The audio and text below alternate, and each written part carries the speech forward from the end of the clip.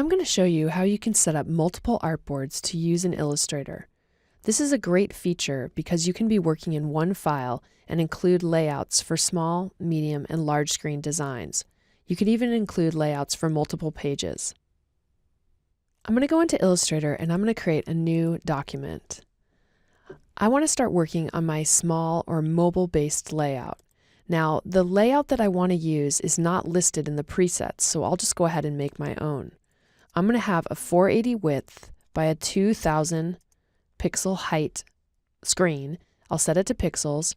I'm just going to create one artboard, and I'll just verify that my color mode, raster effects, and preview mode are set to the settings that I like to work with. I'll click Create, and as you can see, it's going to create the artboard based on the specifications that I input.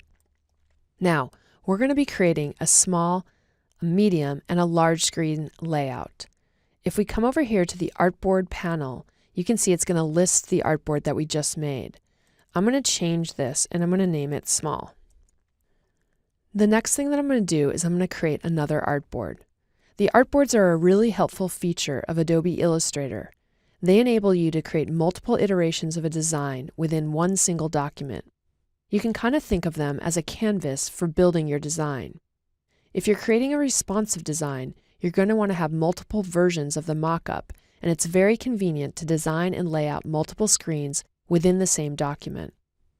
Artboards are the perfect solution for doing this sort of work. In the current version of Illustrator, you can have up to 1,000 artboards per document. In Illustrator, I can create a single document that contains multiple artboards that can mimic a responsive layout, and then I can build my small, medium, and large screen layouts all in the same file. This is great because it allows me to easily share assets, and when I make one update, I can just do it in one file or one instance and have multiple uses of that art also update. I always start by making my small screen first, and this is because I'm working in a mobile-first environment. This indicates that I'm only going to be focusing on the most important content and displaying it prominently for the user. And then, as I start to make bigger screens, I'll be able to modify the content a bit and add more eye candy if necessary. But mobile first is what we want to focus on. Now I'm ready to make another artboard. I'm going to use the Artboard tool, and when you have the Artboard tool selected, you can either create a copy of an existing artboard. You simply hold down your Option or Alt key and click, hold, and drag. Now when we do that, it's going to base the new artboard on the size of the original artboard. The name is also going to be based on the original artboard.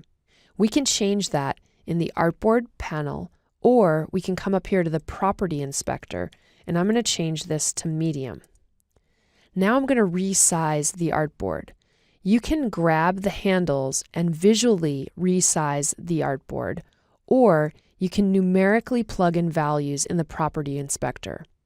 I'm going to make this second artboard 768 pixels for the width, and I'll make it 1,000 pixels for the height.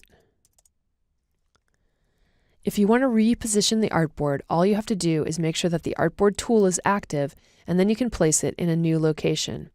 As you can see, when I move the artboard around, I'll get little pink lines that indicate that I'm aligning the artboard to other artboards that exist. In addition to option dragging the artboards, you can also just click, hold, and drag and make a new artboard in that way. And again, I find it most useful to plug in the numeric values rather than dragging. This way I can ensure that my artboard is the exact size that I want it to be. So this is going to be my large screen layout. I'll make it 1366 wide by 1,000 pixels high. I'm going to rename this large, and I'm going to reposition this so that it is to the right of the medium artboard. So in this way, I have 3 separate artboards that are different sizes, and I can begin to work on my website and have a layout for small, medium, and large. I find this to be a very convenient feature when creating web designs in Illustrator.